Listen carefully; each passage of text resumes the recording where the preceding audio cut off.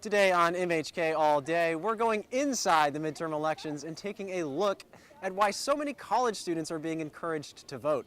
And later, what does it take to be a high school athlete? Not only playing one sport, but multiple. Stay with us. We have this and more coming up on MHK All Day.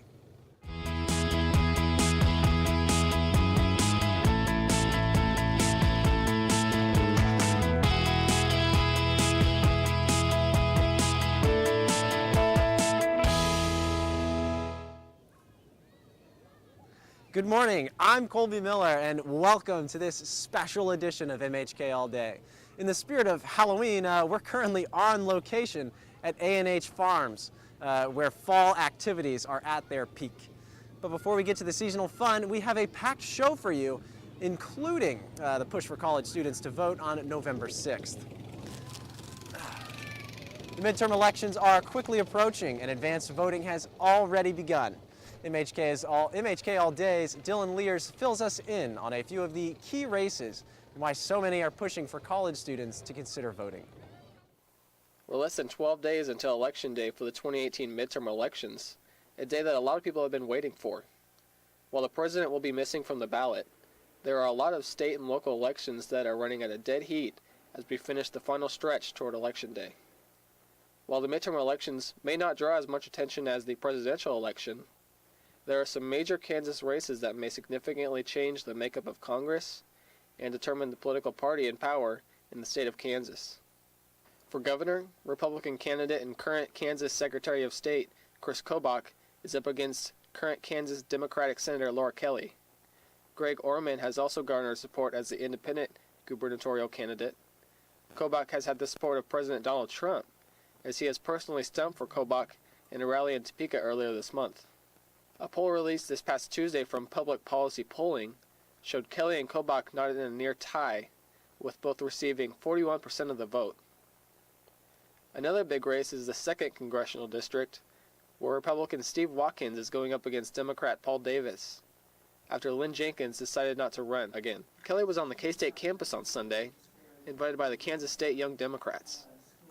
Kelly spoke out strongly against her opponent Chris Kobach, and also stressed the importance of getting young citizens out to vote. Yeah, there's no doubt. We know that this is going to be an incredibly close election, but it's also an incredibly critical election because the contrast is so clear between the candidates. You know, I will keep us on the road to recovery, and fix our schools, fix our roads, expand Medicaid. The young people particularly need to be engaged in this because what happens in Kansas in the future is going to impact them the most of any age group. These seemingly close elections have really increased interest within the university, as student political groups share in the importance of college students getting out and voting. I think both nationally and locally, the midterms are really important because obviously there's a lot of questions going back and forth about whether or not Republicans are going to maintain control of the House and the Senate, and that will change a lot. I would say local elections are very important because, I mean, you're electing officials who are going to put those policies that are going to affect your communities into place. Well, I think it's important that they do vote because every vote counts, but I think more so just knowing about what's going on would be more important than being registered to vote because, you know, knowing about it is more important than just being like, I'll check a box. Yeah. I think it's really important for young people to register to vote, and then more importantly to go out and vote is because as young people we are personally affected every day, especially here on campus, because the Kansas legislature decides our tuition and they decide our higher education funding, and then our university is then allocated that money, and basically if we don't have money allocated, then that means our tuition goes up, and it really does personally affect students, and I feel like a lot of students don't understand how much of an impact they can have in elections, and hopefully that students will be able to see that this time around they can really impact change, because we are actually the 18 to 24-year-olds are the largest voting age group here in Kansas, but we're the least likely to vote, so we can really impact some change here. Featherston said she has noticed an increase in students wanting to vote in the upcoming midterm elections. Yeah, I really do feel like there's a lot more people registered to vote this year, especially young people, just because There's a lot more enthusiasm, and with KS Votes, people, I think, are finding it's easier to register to vote. So one of the statistics that just came out from KS Votes is in 2017, they were super excited to get 234 people registered to vote by the deadline, and then this year it's been almost 10,000 people that registered, and so it is really exciting. Riley County Clerk Rich Vargo has some advice for those planning to head out to the polls. A great resource for anyone that would like all the detailed information. I encourage everyone to go out to our website. The Riley County website under elections has a ton of information. It has all the polling places. Matter of fact, people can look up the sample ballot. And I encourage everyone that wants to participate in any election to always pull up the sample ballot. That way there's no surprises when you step into that ballot box to vote that ballot. A reminder that Election Day is Tuesday, November 6th. In Manhattan, Dylan Lears, MHK All Day. Advanced voting ends at noon on November 5th. Election Day is November 6th, and polls open at 7 a.m. Coming up, not only is it Halloween season, but we are also close to giving season. Stay tuned to see how the Manhattan community is giving back to active duty military. Knowledge is more than a piece of paper. It's being committed to leaving the world a better place, dedicated to limitless learning, conducting research that is tried and true, and then tried again, crossing disciplines, blazing trails, discovering better methods that lead to global solutions. What is the K-State graduate student experience? Unrestricted, proven, you. The heart-pounding roar, a sea of purple, wielding twists and turns, a sincere smile, a simple phrase. Legacies that span generations, blurring the line between fans and family. Believing we bleed a different color. Foundations defined by a single stone. That special place you love full well. What makes traditions unforgettable? Loyalty. Purple. You. The K-State fabric is woven with a commitment to service, a common thread of experience and expertise, research that makes ambition a reality, student opportunities that foster empowered leaders, an environment that embraces creative collaboration. We look for moments to define ourselves as trailblazers and as advocates for advancement. Why does K-State believe it can achieve a stronger tomorrow? Promise, possibility, you. Outreach is more than a goal. It's our land-grant mission. We feed and sustain an expanding population and cultivate strong, stable families, growing responsibility and leadership in our youth through a far-reaching network of research, resources, and educators. Whether you're in Kansas or across the globe, every life is worthy of an extended hand. What makes K-State Research and Extension so powerful? Purpose, outreach. Welcome back. The Manhattan community recently did their part in supporting active duty soldiers by feeding them and their families. MHK reporter Dallas Coronado has more. Last Tuesday, Manhattan Town Center was host to the USO's monthly No-Dough dinner, feeding active duty military and their families for no cost. The USO is doing a No-Dough dinner, which is to help soldiers who are kind of short on cash and just need a place to eat. So USO usually provides a dinner free for them. All they have to do is come through. So we have a No-Dough dinner once a month. Here, we're at the Manhattan Town Center. Last month we were in Junction City. Usually we're on Fort Riley base. And we've done it at Moon Lake and had barbecued ribs. Today we're having hamburgers and hot dogs. The USO provided 400 burgers and 200 hot dogs for the military members and their families. Volunteers cooked non-stop until they ran out of daylight. The military is a really important part of our community here in Manhattan, so we're proud to be able to bring the USO No-Dough dinner off post, off Fort Riley installation, to the Manhattan community, where Fort Riley and the military community are such a big part of who we are in Manhattan. All soldiers were welcome, and they didn't shy away from a free meal, especially those with large families. It's been a big help to my family since we're a pretty large family. Me and my wife and my kids, we come out and support. talk to most of the USO volunteers and members, and a lot of them tell us, our signing in helps to fund the organization. So it's really awesome. I love it, and I think it's great for soldiers. And sometimes, they switch it up.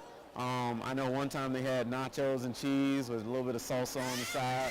It was delicious. I thought it was the best thing ever. And it's really good when you kind of, you're just on the back end of a paycheck, you paid all your bills, and you're like, hey man, I want some food. So just how many soldiers do come to these events? Today, it's my understanding we have more than 300 individuals who have RSVP'd that they're going to attend. And so far, it's a little bit slow, but I'm hoping it's going to pick up. We have had more than 1,000 people at a no-do dinner, and this is only in the year plus that I've been involved. And we've had as few as about 200. And so the more we know about the people involved, the easier it is to set up and get volunteers. We can't do this without volunteers. Volunteers for the no-do dinner come from a handful of different local organizations, including the USO, Fort Riley, Corvius, and even a local hotel. So I was supposed to work tonight until about 7, and then I'm not sure who called, but they called around, I think 4, and asked if we had some volunteers, and so I chose to come and help volunteer. Another one of the organizations was the BOSS program at Fort Riley, Better Outcomes for Single Soldiers. And it's just a way to outreach, give back to the community, and just get people and soldiers away from the bases to actually go out and see what's going on in their local areas. It's a lot easier to get soldiers away from the base than it is to get civilians onto the base, so it lets people mingle amongst each other and realize military is not as scary as you really think it is. I think it's amazing. For one, it's really helpful. You see, we have 6 kids, and me and my husband, he's the only one working right now. So financially, it's a really big help. And then you get to sit out and mingle with other parents, and it's just awesome. Did someone say prizes? We gave away some board games that Goblin Games gave. We gave away some coupons, and as well as some additional gift cards from Maurice's, gift cards from the mall that we drew names and gave away a bunch of prizes to the folks that came. It's a way for us as Manhattan Town Center to give back to the military community. We know there are those active service members that sacrifice what they do, but there's family members too that those service members are related to. They have a sacrifice, and so this is also what we're doing here is also in supporting what they are doing, and so we really feel that those military families are important, are integral to our community and to Manhattan Town Center. In Manhattan, I'm Dallas Coronado, MHK All Day. For more information on the no-do dinner, visit fortriley.uso.org.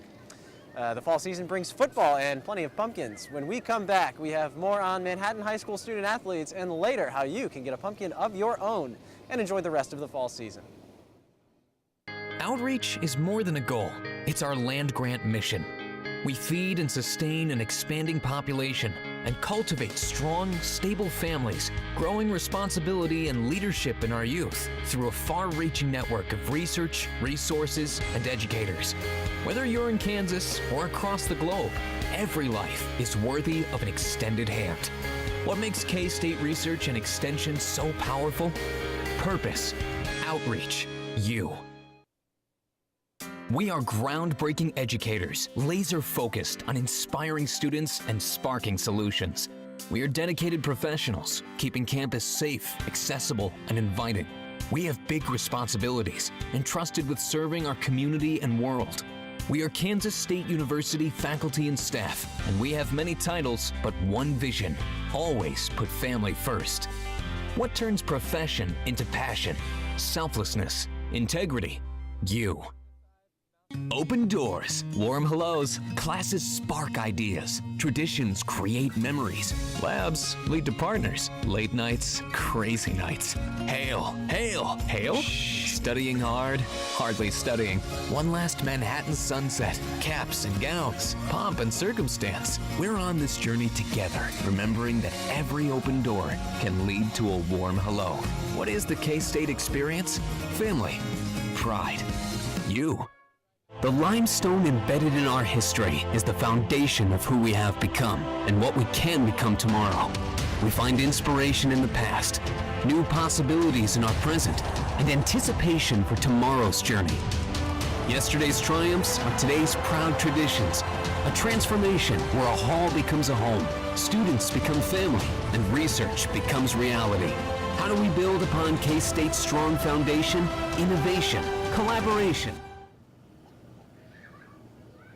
Playing in multiple high school sports requires being able to juggle a full plate year-round. MHK All-Day reporter Jared Sleppy has more. The Manhattan High football team has fought their way to an impressive 7-1 record this season, including a 6-1 record in their division, which puts them in a tie for first place. The Indians begin their playoff run tonight against Wichita Southeast. And as the football season is winding down, for some students, they will get the rest of the school year to focus strictly on their academics. But for others, their athletic season is just beginning. For quite a few of these football players, they will continue competing for their school and other sports. So how does Manhattan football head coach Joe Schartz approach utilizing these student athletes?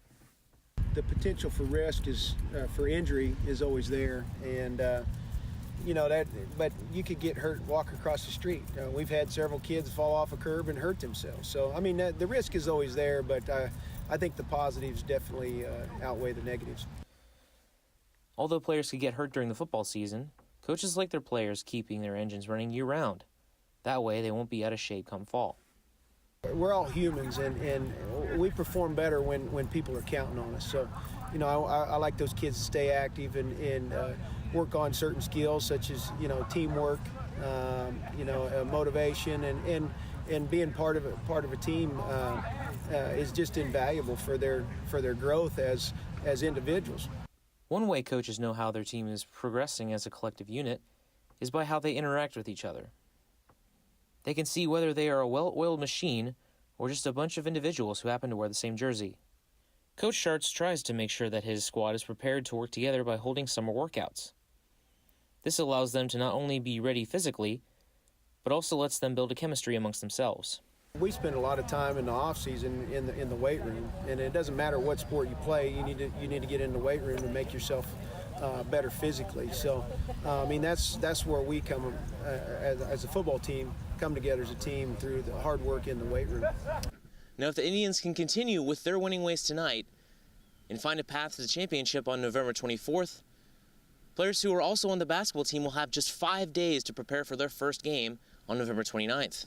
As for the football players who are participating in spring sports, such as senior captain Chase McIlvain, who plays infield for the baseball team, they enjoy their time away from competing and get to unwind.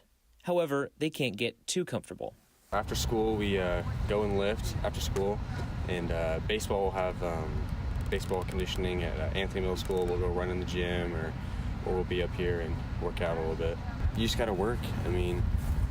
Work is, this will be my last year, so I want to give it my all and compete as much as I can. Of course, this academic year isn't all fun and games for Chase and the team. Managing time between sports, their social lives, academics, and working out is no small task. As for Chase, he plans to attend Kansas State University next fall, majoring in finance, and he's starting to prepare himself by finishing up the semester strong academically. You use as much time as you can in class. I don't really fall behind. I haven't really fallen behind at all in my 4 years. My freshman year and sophomore year I played basketball, so I played 3 sports, but I never really fell back. Chase is unsure about his future athletically, but he hasn't been too worried and is content with his eyes set on becoming a Wildcat. And although K-State has a club baseball team, he hasn't thought about it all that much. I can try out, but I don't know. Haven't really got any looks from any other colleges, but I haven't really reached out that much. In the summer I play with the Barn, Baseball Academy, which is based out of Manhattan, and they have a lot of kids from the surrounding areas that I haven't really been looked at that much. Other students, such as Isaiah Childs, a junior at Manhattan High who runs track, compete throughout the entire school year. For Isaiah, off-season is fictional, and although he doesn't run track for his school during the winter, he still competes individually through the winter months. For some people, it's rest. Mainly for me, I do indoor track with my AAU team, so it's a lot of work during the winter, mainly during December and November. So we have nationals during January, and so during that whole time, it's a bunch of work to get your times in, drop times where you want them to be, eating healthy and getting your body right for all your events that you're doing. Right now, this team is trying to get rid of any distractions and get focused on winning their first playoff game. The Indians are taking on the Golden Buffaloes from Wichita Southeast, who come into tonight's game just 2-6 on the season. Should the Indians win, they would face the winner of Wichita East and Wichita West on November 2nd. From Manhattan, I'm Jared Sluppy, MHK All Day. Thanks, Jared, for the story. We'll be right back.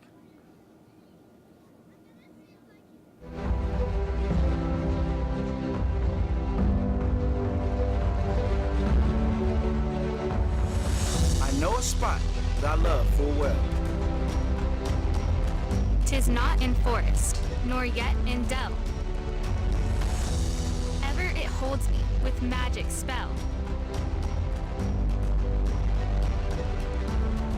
I think of thee, alma mater.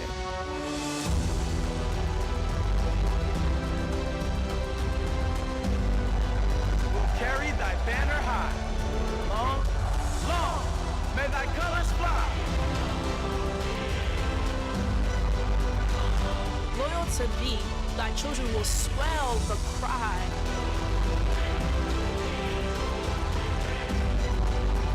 Hail, hail, hail, alma mater.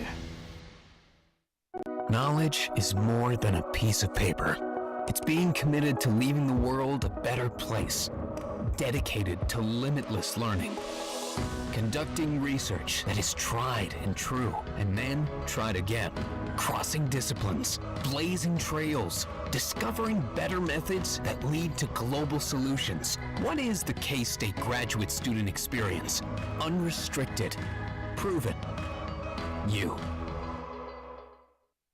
Hi, I'm Tunde from Lagos, Nigeria. And I'm Ronnie from Spring Hill, Kansas. During festivals, I wear my kaftan. On K-State game days, I wear purple and a foam finger. I've never been to an American football game. I've never been out of this country. You want to go tailgating this weekend? Sure. Become an international buddy today and develop new friendships and experience different cultures.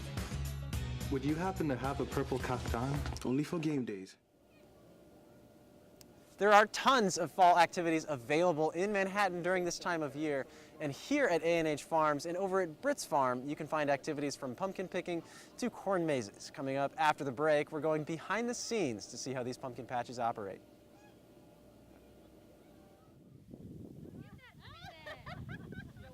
Crisp air and colorful leaves usher in the season of autumn. Residents of Manhattan have taken notice and now flock to fall activities.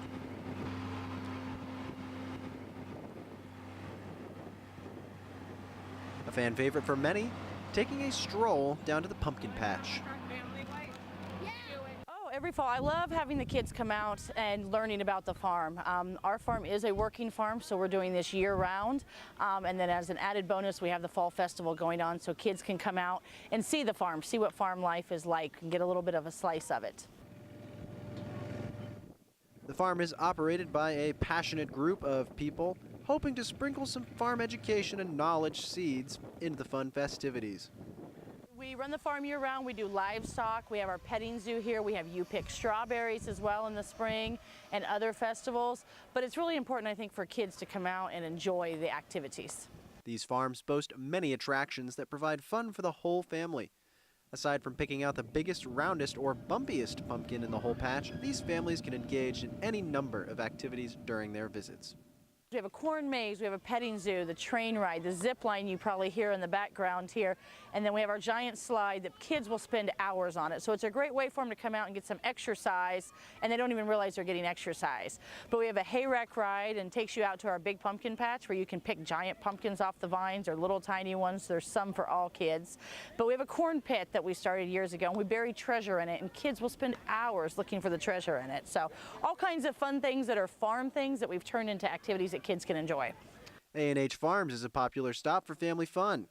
Guests are greeted by a large slide for kids to ride down as soon as they enter the farm. For more excitement, kids can also choose to ride the zip line. Fun cutout boards stand watch, ready for a portrait or two to be taken. It's fun working here. You get to see so many things that I don't get to see when I live in the city. I didn't grow up on a farm, so this is all a lot of fun out here. And you get to meet a lot of new people and see a lot of people that are coming out to the farms for the first time. So it's a lot of fun. Why do these farms operate? What is their goal? Perhaps pumpkins and fun aren't the only things in supply. One of the things that I think is very important is kids don't understand that all their food comes from a farm, whether it's processed or they grow it themselves, it comes from somebody growing it. So one of the things that we like to teach them here on the farm is that corn, we grow it here, it goes into your food, you use it in everyday life, it's fed to the animals, so you have fun playing in the corn pit, you can run through the corn maze, but it has many, many uses. If a pumpkin is your mission, hop onto the back of a tractor and prepare to take a bumpy ride down to the patch. From here, people of all ages can pick out their favorite pumpkin. Be careful of spooky, soon-to-be jack-o'-lanterns. What work it goes into putting stuff on like this, and especially in the mornings. In the evenings after this is all gone, there's a lot of work that goes into this. Britt's Farm is another popular spot for fall fun. With many different games and attractions, this patch also invites attendees to pick out pumpkins and have a memorable afternoon. There's a lot of, before Pumpkin Patch ever starts, we start months before planning what we're going to do, and we come out here and have to put this stuff together, like the picture places and everything, multiple times to see if that's where we want to go. We have to paint all these things, build everything, make sure it's put up just right, and then every time it rains, we're out here early in the morning, drying stuff off, making sure it's clean. Trying to make it the cleanest farm we could possibly have. It's not very easy to make a farm clean. Sometimes working at a farm isn't all fun and games. There is always a lot of work to do, especially on some of these area farms. If you haven't been to the farm, come out and see it. It's a lot of fun. A lot of people don't know what it's like, and lots of baby animals. That's great. Everybody loves baby animals. From twisting corn mazes to fun, bouncy attractions, all the way to pumpkin hunting, there's always something new to find. Seeing kids coming out of farm for the first time is a lot of fun. Check out a pumpkin patch for your next fall activity. We hope you come out. It's beautiful weather this weekend and going to be a great time out here. In Manhattan, Colby Miller.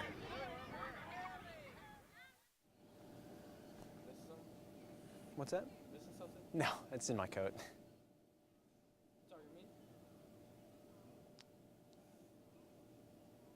We've been live from A&H Farms. Thanks for tuning in this week. We'll see you next time.